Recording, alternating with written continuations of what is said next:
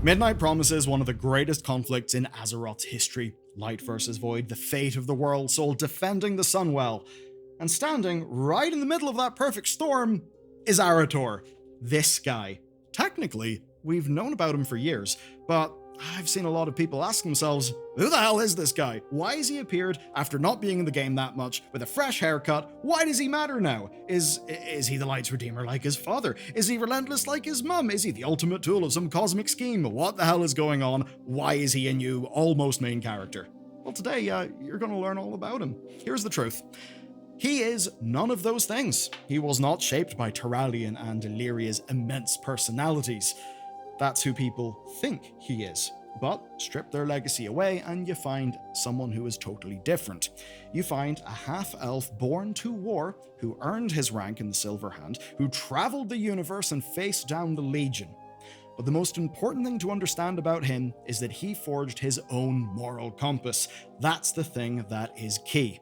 And what it's given him is the ability to collide worlds that were never meant to coexist, like the light of his father, the void of his mother, to defy laws that fanatics hold sacred, to turn enemies into friends, and by the end of this video, you'll understand who he is, why he's doing what he's doing, and how his ability to see past what controls people may just save them from the worst of the light and the void. And at any rate, look, you'll be spending a fair few hours with this bastard, so you may as well know what his deal is. So many people playing WoW, it can be hard to stand out, hard to get the perfect mog. It's a bit like that online. Everyone's online, but the question is, do you look pro or do you look forgettable? And today's sponsor, Squarespace, has been shipping serious upgrades to help you in that, and they're worth paying attention to. Here is Finish Layer. It's the kind of new headline feature. It gives you professional grade animation, scroll effects, and transforms. It's the sort of polish that used to require hiring a developer, and it turns a standard site into something that is immersive, and it's all built into their editor. And of course, that's all on top of their blueprint system that walks you through building your own custom template, asking you what pages you need, suggesting fonts that work together, and a color palette that ties it all together. So you get no blank canvas paralysis, you get guided decisions that are based on their 20 years of design experience. And while you probably know about all their e-commerce stuff, you can actually sell things in person with Squarespace, be it merch, services, whatever.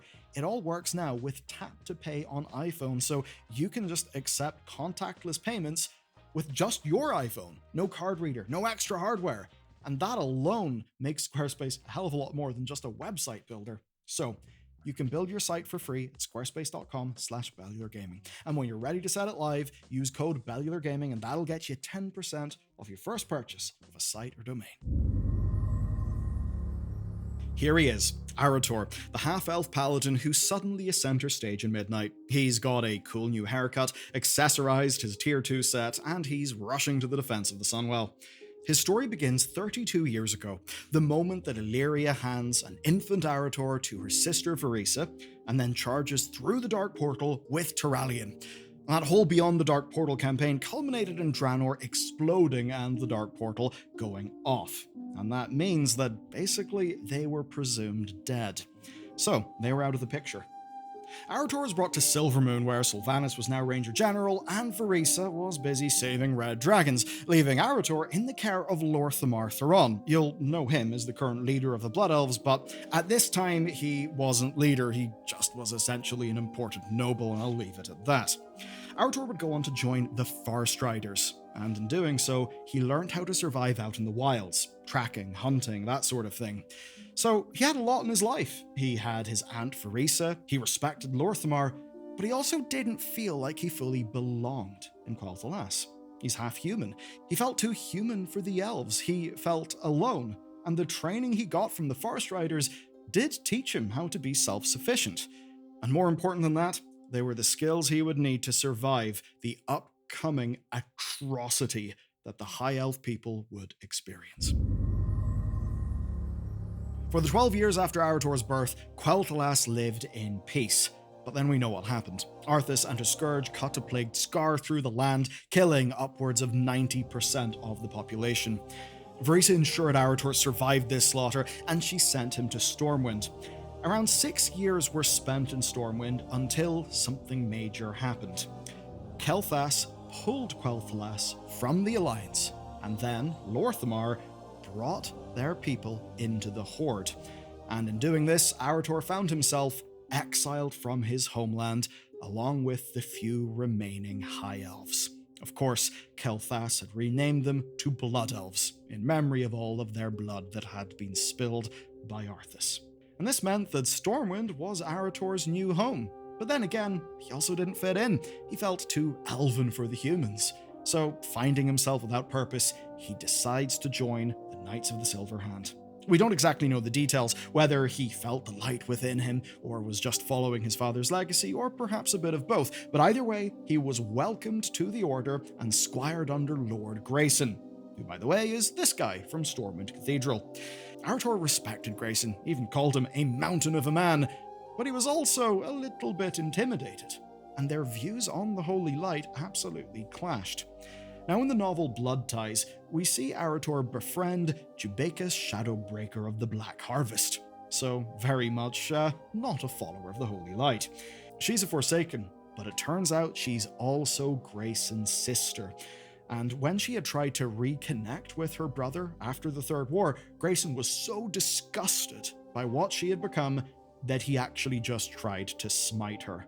Not exactly a kind move, but it helps us understand his strict and dogmatic view of the light, and how it didn't suit Arator, who of course is a person who's naturally felt himself between things, between peoples, between structures. His methods are a little different. They're more about reaching out to those the Order deemed unworthy or beyond redemption. And even though that wasn't typical for the Order, he got results, and eventually he graduated to become a knight. And that's where he got his title, the Redeemer. It was given by a member of the Order who had received divine inspiration from the light, which, by the way, is the same way that Turalyon was inspired to title Uther the Lightbringer. So that's where Uther got his title from. And essentially in this, we see that the light sees something in Arator's future. But at this stage, what it sees or who it sees, well, it's a complete mystery. By this point in the story, Arator has spent 12 years in Quel'Thalas, 6 years in Stormwind. He's had his training, he's developed his moral code that didn't fit neatly into Stormwind or Silvermoon. He's about 18 years old, and with that, it's time for him to forge a name for himself. And what better opportunity than World of Warcraft's first expansion? Lord Kazak opened the dark portal from our side, and suddenly, with this, there was a chance that Arator's parents could be found on the other side. Driven by legacy and loss, he took his sweet new paladin gear to Draenor, but instead found the broken remains of Outland. Remember, the final gambit his parents were involved in did result in the whole planet exploding, so it may not have been what he thought he'd find. Still, he went there, he searched high and low for any clue, yet heard no word. He came up completely empty-handed, but in reality, this was in a way his first success. You see, in trying to do all this, he met Danath Trollbane in Honorhold, and he joined the Sons of Lothar, impressing Danath with his skill at fighting, and with drinking. He then travelled to Shattrath, he met Khadgar, and he became what he described as friends with Adal. I don't know how you become friends with a Naru, but apparently this guy did it. Basically, he forged a connection with what we can see as a godlike chime figure from space. It's impressive enough. And from what we understand, he spent quite some time there. He wasn't involved in Wrath of the Lich King, Cataclysm, Mists of Pandaria, or Warlords of Draenor, though, with Warlords of Draenor, we did start to get a few little hints about Alleria and Turalyon. But 6 years after he first journeyed to Shattrath City, the Legion would return. The long-foretold fourth invasion sparked from the broken shore, and it engulfed the whole world. The Knights of the Silver Hand rushed to the front lines, but were soon pulled from them. And that's because of a discovery of this. This is called Light's Heart, and it's the core of the Naru Zira. It was sent to Azeroth, and it contained a message from Turalyon. In this message, we learn that he and Alleria had been fighting the Legion across the stars. But we also had more immediate concerns. That's because the Dread Lord Balnazar was about to destroy the Netherlight Temple. That is when Turalyon asked Arator to grab the Silver Hand and save it. And And so he did, but not on the defense. No, he led the Order through a portal to a Legion world, cleared the world, and ended Balnazar's plans. And that is when he made it clear that he wasn't grandfathered into the Silver Hand, that he wasn't some sort of Nepo baby because his dad was famous. Fully, he earned it with his sword and his mastery over the light. Soon after, we all took the fight to the Legion at the Temple of Sargeras, and after finding victory there, we traveled to their home base of Argus. Arator traveled with us. He went there, aboard the Vindicar with his Aunt Verisa, and before long, he would be reunited with his long absent parents. And that is what brings us to the heart of the matter. Arator has 2 snakes tattooed on his body. They run up his arms and neck, wrapping around his skull. One is shadow, one is light, and like true snakes, they represent the power and the venom of his parents' legacy. Cosmic fangs of void and light literally embedded into his skull, and a constant reminder of who he is and who he came from. Now, during the campaign on Argus, Turalyon met Zira, and that means I have to talk about his parents. So, all those years ago, during the Beyond the Dark Portal campaign, Draenor exploded, turned into Outland, and the 2 of them leapt through a portal and were eventually saved by Zira, a prime Naru. Turalyon, of course, was a big man for the light, and in meeting Zira, he had found the purest, most fundamental expression of the light. Now, Alleria would go on to become infected by the void, and through Locust Walker's knowledge and her own tenacity, she devoured a void Naru. So, all that's to say that his parents are deeply embedded into extremely powerful things that they may not fully understand. And they're the very forces that in Midnight threaten to destroy the world. The world, of course, that Arator is fighting for. So here's what Arator embodies. If Alleria or Turalyon gave into their powers, they would consume the world. And if Arator was to give into his parents' power, well, his own personality, his uniqueness, would be devoured by that, devoured by the weight of their legacy. And that's made clear in these 2 visions. First, Arator being choked by N'Zoth in Stormwind's horrific vision. So, if we lose, he is taken to serve the old gods. And then, in this other vision, we see Arator as a child, with Zira standing as tall as his mother's statue. Basically, Zira would destroy his family just as fast as the Void would, and if that seems confusing to you, just look what she tried to pull on Illidan. And I bring this up because it's not just lore in the background, it is Midnight's core narrative. We will see, don't worry, I won't go full spoilery here, but Turalyon will suffer from a bit of light blindness, right? Almost turning in anyone that the light deems unworthy, perhaps including some allies. Alleria, rather obviously, has a void god festering inside her, waiting to infect the Sunwell. We've even seen that in, say, the Void Elf questline. So, Arator's parents represent the 2 snakes that will devour the world. As of right now, they're holding their own. They are struggling against that. But they're on the verge of losing their inner battles. And that is where Arator will have to step up to the plate. Thus far, we've seen Arator as an infant, as a teenager, as a young adult, but by the time we find him in Midnight, he's actually in his 40s. That's young for an elf, but still, he's an adult. And with that, he wants more responsibility. He wants to rank up from Knight to Lord of the Silver Hand. Now, the Order has refused this request several times, with Maxwell Tyrosus explaining that he just hasn't done any deed that they deem heroic enough. That may seem like a high bar, especially with his fighting on Argus, but in a way, it does make sense, because to be a lord, you're standing with men like Uther and Tyrion Fordring. He still has a ways to go. And it's in the novel Blood Ties that we see him get an opportunity, not just to prove himself, but for a family adventure. Alleria, Turalyon, and Arator set off to find a heroic deed, and they discover perhaps more than they bargained for. A Burning Legion plot to invade Azeroth again. The architect of this plan, Sarathar, was a cunning Eridar who'd been taught by the Nathrezim how to change shape. Now, Arator's parents thought they could handle this themselves, but Arator knew they would need some outside help. First, the Illidari are able to track demons. But of course, Turalyon was holding a little bit of a grudge against them. That's because Illidan, killed Zira, his old boss, and basically the personification of his entire inner belief system. But even so, Arator builds a bridge between the two factions, and he does it again whenever they need the Black Harvest's warlocks. That's because Turalyon, funnily enough, objected to working with the Forsaken. In response, Arator shames him, and Turalyon actually has a tiny change of heart, and they go on to succeed.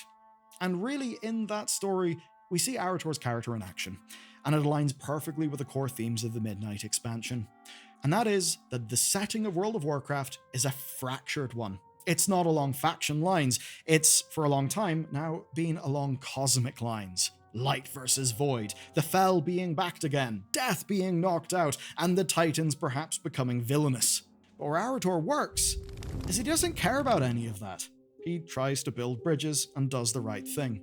And in a world where many players feel that World of Warcraft has just become one cosmic force versus another cosmic force in a way that makes the world somehow feel smaller, characters like Arator are what we need. And of course, if he's a builder of bridges, then it does make sense that in Midnight we've been told the Elven tribes are reuniting. Now, who do you think is going to be the guy going out and reuniting them? Recently in WoW, we've been personally dealing with Xal'atath in Khaz Algar, and we know that since we defeated Dimensius, she has now become what's called the Great Devourer. And now the whole world is realizing that something very bad is about to happen. And we see this in the final questline of The War Within. Verisa Windrunner begins experiencing the Radiant Visions, literal messages from the World Soul, but they're faint. So to try to get in tune with them, she travels to the location of the Coreway, Dornagal. And of course she travels with her nephew Arator. And when she does, it all hits her at once. She sees a vision, Silvermoon attacked by the Void, great warriors of the light consumed by holy fire, the Sunwell itself under attack. And in response to this, Arator demands that the Windrunner sisters reunite to defend Silvermoon. Because it's quite literally the hereditary responsibility of their family, who for generations have served as the Ranger General. But the surviving Windrunners are a complicated bunch. Alleria is on Koresh, and Sylvanas is deep in the Maw. Undeterred by this, Arator travels to Koresh, meets his mother, finds that she stubbornly refuses to give up her immediate hunt for Xal'atath, and then he travels to the Maw and actually finds Sylvanas.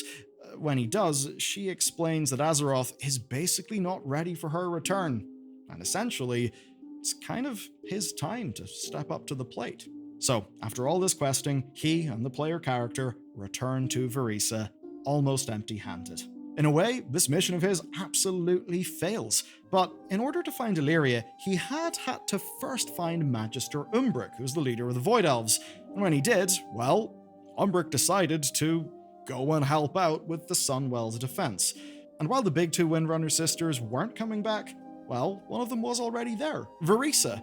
And Verisa leads the Silver Covenant. She actually does have a lot of strength behind her. And that means that because of his actions, now the High Elves and the Void Elves were racing back to help their Blood Elf kin in Silvermoon. That's everything you need to know about Arator's journey pre the Midnight expansion. I'll save you the spoiler stuff. We can do that in a later video, but suffice it to say, this video has been crafted so that you will understand the plot beats that are to come. So when you're playing Midnight, have a think about what you've learned in today's video and what it's going to mean for the future.